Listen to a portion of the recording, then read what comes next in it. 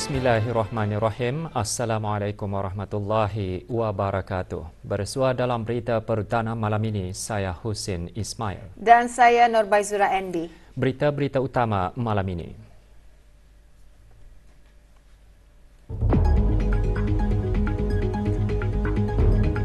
Kebawah Duli Yang Maha Mulia Paduka Seri Baginda Sultan dan Yang di-Pertuan Negara Brunei Darussalam bertitah menekankan UNISA boleh berganding bahu membasmi kemiskinan dengan melaksanakan penyelidikan bersesuaian.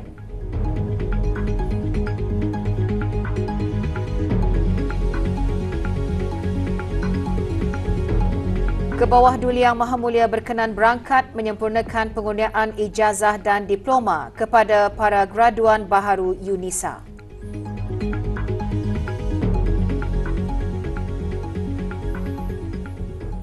Kebawah Duli Yang Maha Mulia Paduka Seri Baginda Sultan Haji Hassanal Bolkiah Muizzaddin Wad Daulah Ibni Almarhum Sultan Haji Umar Ali Saifuddin Sa'dul Khairiwaddin Sultan dan Yang di-Pertuan Negara Brunei Darussalam bertitah menekankan Universiti Islam Sultan Sharif Ali UNISA boleh berganding bahu membasmi kemiskinan di negara ini dengan melaksanakan penyelidikan yang bersesuaian.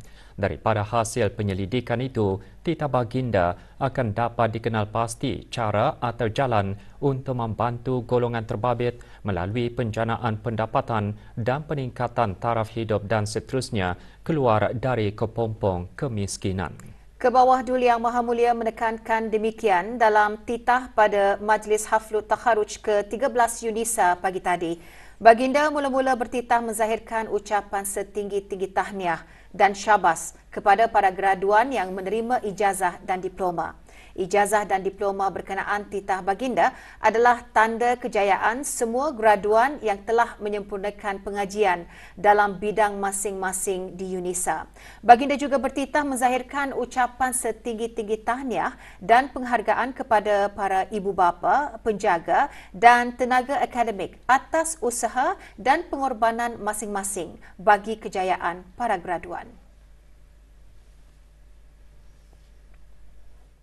Seperti dimaklumi, pada hari ini Sustainable Development Goals (SDG) atau Matlamat Pembangunan Mampan adalah agenda global yang ditekankan untuk dilaksanakan oleh setiap negara. Negara kita turut tidak ketinggalan berusaha ke arah mencapai matlamat berkenaan. Daripada 17 matlamat yang telah disenaraikan oleh Pertubuhan Bangsa-Bangsa Bersatu, antaranya ialah sifar kemiskinan.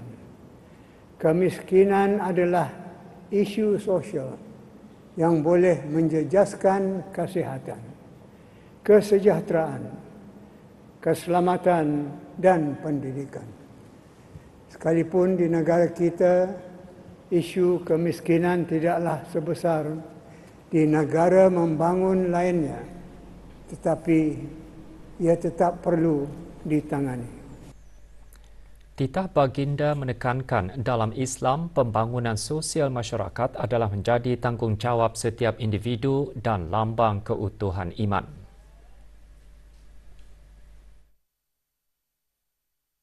Ini jelas apabila baginda Rasulullah sallallahu alaihi wasallam menitik beratkan isu sosial sehingga baginda menafikan kesempurnaan iman bagi siapa yang tidur kekenyangan sedang dia mengetahui jiran tetangganya tidur dalam kelaparan. Beliau berpendapat UNISA berperanan besar untuk turut menangani isu ini. UNISA boleh berganding bahu membasmi kemiskinan di negara ini dengan melaksanakan penyelidikan yang bersesuaian. Daripada hasil penyelidikan itu akan dapat dikenal pasti cara atau jalan untuk membantu golongan terbabit melalui penjanaan, pendapatan dan peningkatan taraf hidup dan seterusnya keluar dari kepompong kemiskinan. Isu kemiskinan ini, titah Baginda, juga berkait rapat dengan isu sekuriti makanan.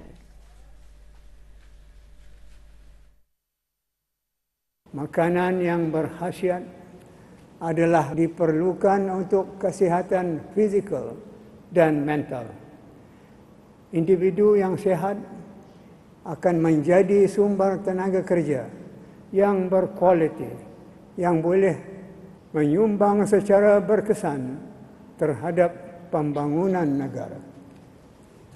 Kebetulan pula dengan wujudnya Fakulti Pertanian di UNISA, beta percaya dengan kepakaran yang dimiliki akan dapat menyumbang bagi penektarafan ekosistem pertanian dan peningkatan kualiti hasil pengeluaran pertanian dan permakanan negara, termasuk dapat membantu golongan yang kurang berkemampuan untuk menambah sumber pendapatan dan sekaligus menyokong agenda global ke arah mencapai matlamat kelaparan sifar dalam SDG. Turut disentuh dalam titah Baginda ialah pencapaian UNISA dalam penilaian prestasi Universiti Global. Dalam hubungan ini juga, beta gembira mengetahui bahawa UNISA adalah merupakan satu-satunya universiti tempatan yang tersenarai dalam The Times Higher Education THE Impact Ranking 2023 dalam penilaian prestasi universiti global yang mendukung agenda pertubuhan bangsa-bangsa bersatu ke arah mencapai matlamat pembangunan mampan atau SDG. Pencapaian ini membuktikan bahawa UNISA terus mendapat pengiktirafan global dan berkembang seiring dengan tuntutan semasa.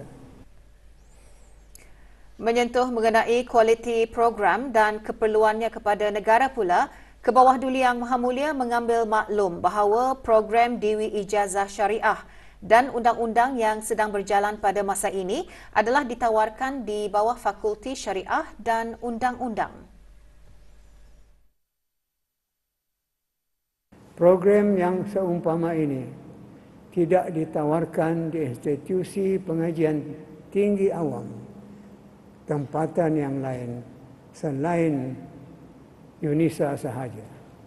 Beta melihat ini adalah satu kelebihan bagi UNISA.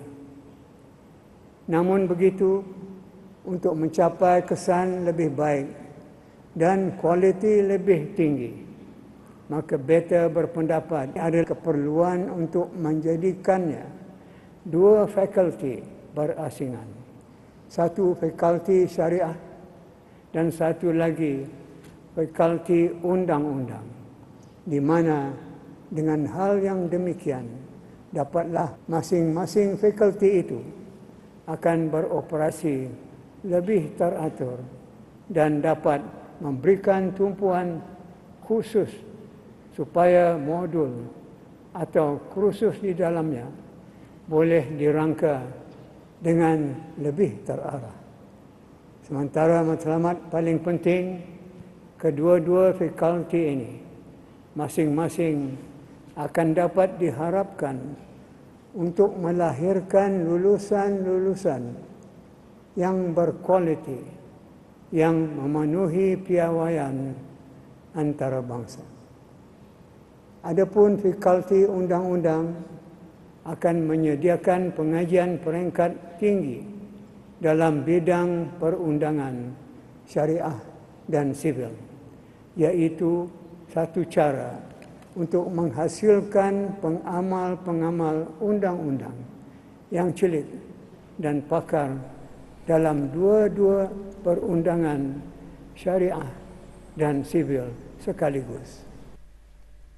Kebawah Duli Yang Maha Mulia mengakhiri titah dengan merafakkan doa agar semua yang terlibat dalam menjayakan majlis kali ini menerima sebaik-baik ganjaran. Akhirnya, beta tidak lupa merakamkan ucapan setinggi-tinggi tahniah dan penghargaan kepada seluruh warga UNISA yang terdiri daripada ahli-ahli majlis, ahli-ahli senat universiti, rektor, pegawai-pegawai utama, tenaga akademik dan seluruh pegawai dan kaki tangan UNISA atas segala sumbangan tenaga, buah fikiran dan masa dalam sama-sama menjayakan Majlis Haflut Takharuj ke-13 ini.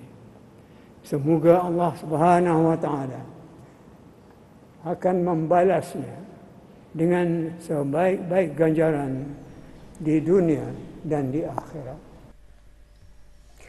471 graduan menerima ijazah Doktor Falsafah, ijazah sarjana, diploma lepas ijazah, ijazah sarjana muda, diploma tertinggi kebangsaan, diploma kebangsaan dalam pelbagai bidang dan peringkat pengajian serta ijazah khas hafaz Al-Quran 30 juzuk pada Majlis Haflut Takharuj UNISA tahun ini. Kebawah Duli Yang Maha Mulia Paduka Seri Baginda Sultan dan Yang di-Pertuan Negara Brunei Darussalam, Chancellor UNISA berkenan berangkat menyempurnakan pengurniaan ijazah dan diploma kepada para graduan. Majlis berlangsung pagi tadi di Pusat Persidangan Antarabangsa Brakas.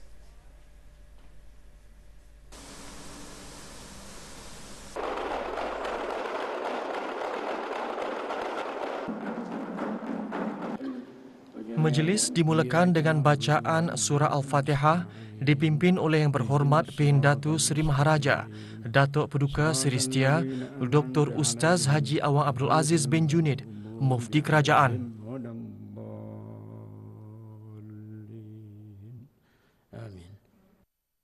Keberangkatan ke bawah Duli Yang Maha Mulia dijunjung oleh Yang Berhormat Datin Seri Setia Dr. Dayang Hajah Rumaiza binti Haji Muhammad Saleh, Menteri Pendidikan, dan Dr. Haji Nur Arfan bin Haji Zainal, Rektor UNISA.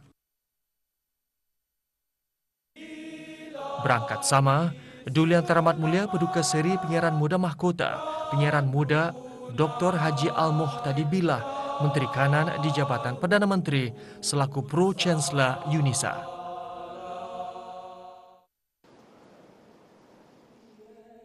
Bacaan Al-Quran diperdengarkan oleh Awang Abdul Haziq Syarafuddin bin Haji Abdul Habib, graduan Sarjana Muda Usuluddin Tahfiz dan Qiraat.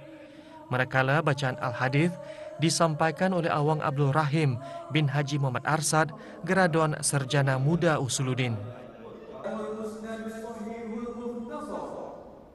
Rektor UNISA dalam sembah alu-aluannya antara lain menyembahkan beberapa program baharu di peringkat siswazah dan prasiswazah yang akan mulai ditawarkan pada semester akan datang.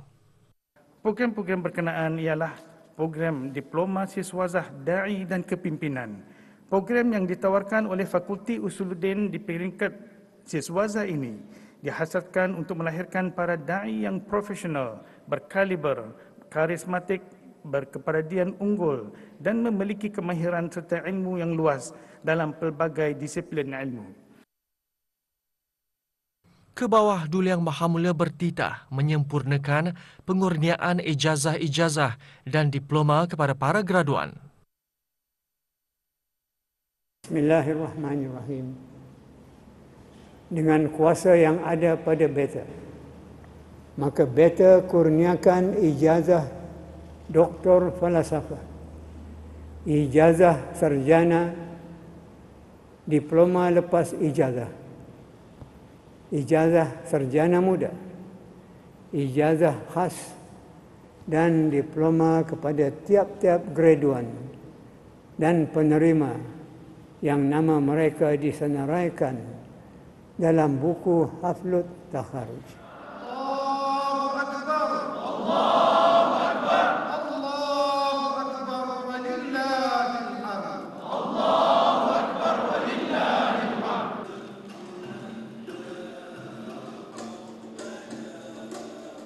Daripada 471 graduan, 7 menerima ijazah Doktor Falsafah, 73 ijazah sarjana, 10 diploma lepas ijazah, 358 ijazah sarjana muda, 21 diploma tertinggi kebangsaan dan seorang diploma kebangsaan serta seorang lagi ijazah khas hafaz Al-Quran 30 juzuk.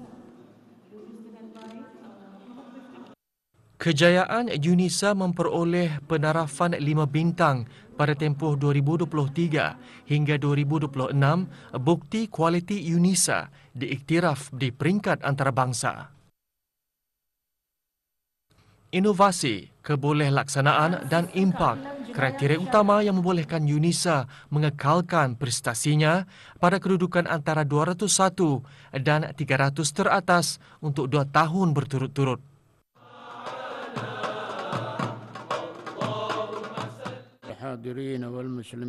Doa selamat dibacakan oleh Mufti Kerajaan.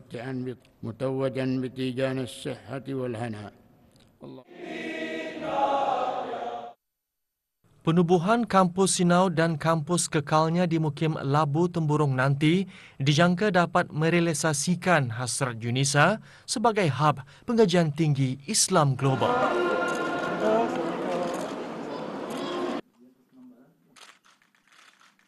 Islamic Sharia, Islamic law, written by me. Islamic activities for Rohingya people. Rohingya.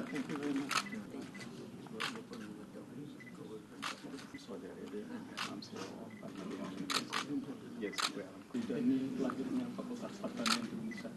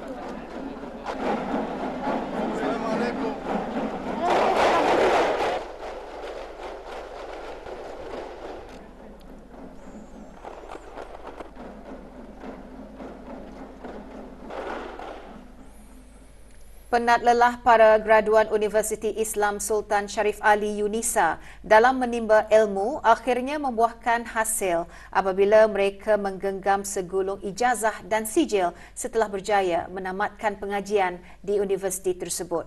Para graduan menzahirkan harapan agar dapat memanfaatkan sepenuhnya ilmu yang dipelajari.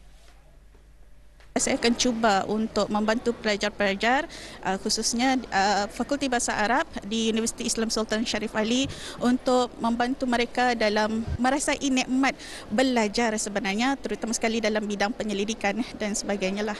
Kalau ada peluang akan jadi seorang pensyarah atau pendidik atau melengkapkan lagi dan mendalami lagi kajian di samping itu sebagai satu jalan untuk menyahut titah ke bawah Duli Yang Maha Mulia agar pendidikan sejarah Islam ini diambil perhatian. Dengan berbekalkan ilmu dan pengalaman saya selama 6 tahun belajar di UNISA ini, saya akan cuba menjadi alumni yang berjaya membanggakan UNISA dan menjadi alumni yang tidak karit ilmu. Dengan kerjaya saya dapat menolong untuk mendapatkan sijil halal, dan bukan sahaja bahagian pemakanan dan peminuman, tetapi bahagian logistik halal, pelancongan halal dan lain-lain yang berkenaan dengan halal industri. Dengan adanya ijazah sarjana muda sains halal, master apa ini, kita boleh menyumbangkan sedikit demi sedikit tahun demi tahun untuk membesarkan lagi halal Brunei Darussalam.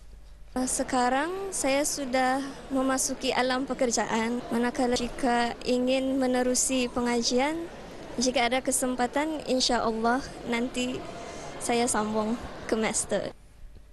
Walaupun menghadapi berbagai dugaan dan cabaran serta komitmen dan bidang sukan, step by step, don't lose hope, trust Allah and keep going. UNISA, they have many faculty, Islamic faculty, and then they have Arabic medium and also English medium, so they can choose lah. Usaha kerajaan untuk memajukan ekonomi terutama dalam 5 sektor utama yang dikenal pasti telah menunjukkan hasil yang positif pada suku pertama tahun ini. Justru kerajaan akan terus memfokuskan usaha meningkatkan aktiviti ekonomi dan pelaburan dalam sektor-sektor utama. Berucap pada sambutan ulang tahun ke-30 Borneo Bulletin Yearbook 2023, Menteri di Jabatan Perdana Menteri dan Menteri Kewangan dan Ekonomi kedua menjelaskan usaha-usaha juga ditingkatkan untuk memajukan ekosistem yang kondusif bagi menggalakkan aktiviti ekonomi dan mempromosi para peniaga tempatan ke pasaran luar negara termasuk kepentingan penggunaan teknologi. Yang Berhormat Datuk Seri Setia Dr. Awang Haji Muhammad Amin Liu bin Abdullah juga menyatakan pendekatan whole of government dan whole of nation secara berterusan di bawah kepimpinan bijaksana ke bawah Duli Yang Maha Mulia, negara akan dapat membina masa depan yang boleh dibanggakan bagi semua generasi akan datang. In supporting these efforts, the engagement, support and collaboration by all stakeholders are needed, such that the knowledge and expertise unique to each stakeholder can be leveraged on. Stronger partnerships between the government, the private sector, non-governmental organizations, as well as the public, is essential to navigate the challenges that we expect to face in our nation's journey towards Wawasan Brunei 2035. Dengan tema Building the Future, Borneo Bulletin Yearbook 2023 antaranya memberikan pandangan tentang inisiatif kerajaan menyokong pertumbuhan industri utama dan rancangan pembangunan masa depan. Juga hadir Datuk Seri Paduka Awang Haji Khairuddin bin Haji Abdul Hamid, Timbalan Menteri Kewangan dan Ekonomi dan Pengiran Datin Seri Paduka Hajah Zeti Sufina binti Pengiran Datuk Paduka Haji Sani, Timbalan Menteri Kewangan dan Ekonomi Fiskal. Kesinambungan berterusan terhadap pelaksanaan deklarasi dan komitmen ASEAN perlu diteruskan dalam masa yang sama memastikan ia selari dengan perkembangan, cabaran dan trend terkini. Menteri Kebudayaan Belia dan Sukan menekankan perkara tersebut pada mesyuarat ke-30 Majlis Komuniti Sosio Budaya ASEAN ASCC yang diadakan pada 28 hingga 29 Ogos di Jakarta, Republik Indonesia. Yang Berhormat Datuk Seri Setia Awang Haji Nazmi bin Haji Muhammad turut menggariskan ASCC perlu memainkan peranan proaktif dan lebih bermaklumat antaranya dengan memanfaatkan mekanisme ASCC. Yang Berhormat Datuk turut mengaitkan dua komitmen utama ASCC iaitu kepentingan usaha yang berterusan dalam memupuk budaya pencegahan ke arah menggalakkan nilai perkongsian ASEAN yang lebih memahami dan bertolak ansur yang memerlukan kerjasama kukuh rentas sektor dan rentas tunggak. Dalam usaha menangani cabaran perubahan iklim yang kompleks dan saling berkait, Yang Berhormat Datuk bersependapat dengan para menteri yang lain untuk mengukuhkan komitmen ASEAN terhadap pemeliharaan alam sekitar dan melindungi keunikan kepelbagaian ASEAN. Mesyuarat dipengerusikan oleh Tuan Yang Terutama Profesor Dr. Muhajir Effendi, Menteri Koordinator Bidang Pembangunan Manusia dan Kebudayaan Republik Indonesia selaku pengerusi Majlis AACC 2023. Mesyuarat juga disertai oleh Timor Leste selaku pemerhati. Semasa mesyuarat, para menteri menyatakan semula dedikasi yang tinggi ke arah merealisasikan keutamaan AACC khususnya dalam meningkatkan penglibatan orang kurang upaya dalam kemajuan ekonomi dan sosial budaya ASEAN serta menyokong penjagaan dan pendidikan awal yang komprehensif bagi kanak-kanak dengan memastikan ia boleh diakses oleh semua. Pada akhir mesyuarat, para menteri mengalu-alukan dokumen-dokumen hasil AACC untuk dihadapkan kepada ketua-ketua negara kerajaan ASEAN bagi diluluskan dan diambil maklum oleh Sidang Kemuncak ASEAN ke-43 pada bulan depan. Kedutaan Republik Korea di negara Brunei Darussalam pagi tadi mengadakan majlis perjumpaan bersama 10 peserta pertukaran belia Brunei Korea. Majlis perjumpaan berlangsung di Kedutaan Republik Korea, Jalan Kebangsaan. Mereka berada di negara ini selama 10 hari sehingga 7 September ini bagi program pertukaran belia antarabangsa antara negara Brunei Darussalam dan Republik Korea. Rombongan dialu-alukan oleh Tuan Yang Terutama Kim Seong-un, Duta Besar Istimewa dan Mutlak Republik Korea ke negara Brunei Darussalam. Selain memperkenalkan mengenai keindahan negara ini, Tuan Yang Terutama turut menasihatkan para peserta untuk sentiasa memainkan peranan sebagai diplomat tidak rasmi bagi mewujudkan persepsi positif kepada Korea sekaligus dapat menyumbang kepada imej negara yang baik. Beberapa peserta program sementara itu mengongsikan keterujaan mereka dan minat untuk mempelajari kehidupan penduduk negara ini. Sementara itu, 12 orang delegasi Republik Korea bagi program pertukaran belia antara negara Brunei Darussalam dan Republik Korea pagi tadi membuat kunjungan hormat kepada pemangku pengarah belia dan sukan. Majlis berlangsung di Kementerian Kebudayaan Belia dan Sukan. Awang Haji Muhammad Ros Fazilah bin Haji Yusli mengongsikan program tersebut merupakan kesinambungan daripada program pertukaran belia Korea Brunei bagi delegasi negara Brunei Darussalam yang telah dijalankan secara fizikal pada 20 hingga 29 Jun 2023 di Korea Selatan. Delegasi tersebut diketuai Jong Gyeon Lee, penolong pengarah dari Ministry of Gender Equality and Family Republik Korea. First of all, I'm very glad to come to Brunei right now. One of my first goals is, since it's our first time to visit an Islam country right now, our teens and I could learn the cultural differences of Brunei and Korea. Secondly, my interest is about youth policies because the age standards of youth is different between Korea and Brunei. So I want to see the different policies based on that difference. Pagi tadi, para peserta program pertukaran belia Korea Brunei dibawa melawat ke beberapa tempat menarik di negara itu. Semasa lawatan, para peserta juga berpeluang mengenali beberapa jenis permainan tradisi Brunei termasuk pembuatan kikik dan permainan pasang. Melalui lawatan tersebut, para belia Korea dihasrat dapat meraih ilmu pengetahuan, mempelajari budaya serta membawa pulang idea mengenai pelaksanaan program belia di negara masing-masing untuk digunakan mengikut kesesuaiannya. Making the kite is quite similar as Korea, but only the material is different. Seeing the similarities and differences is quite fun for me. There's similarities with chess, and also there's a Korea traditional game called Baduk. Universiti Islam Sultan Sharif Ali UNISA terus berusaha menjalinkan kerjasama dalam bidang pertukaran tenaga akademik, pelajar, penyelidikan, penerbitan dan khidmat masyarakat. Bersempena Haflul Takharuj, UNISA menandatangani beberapa memorandum persefahaman MOU dan memorandum perjanjian MOA bersama beberapa buah institusi pengajian luar bagi memperluas jaringan kerjasama. Majlis penandatanganan berlangsung petang tadi di Bandar Seri Begawan.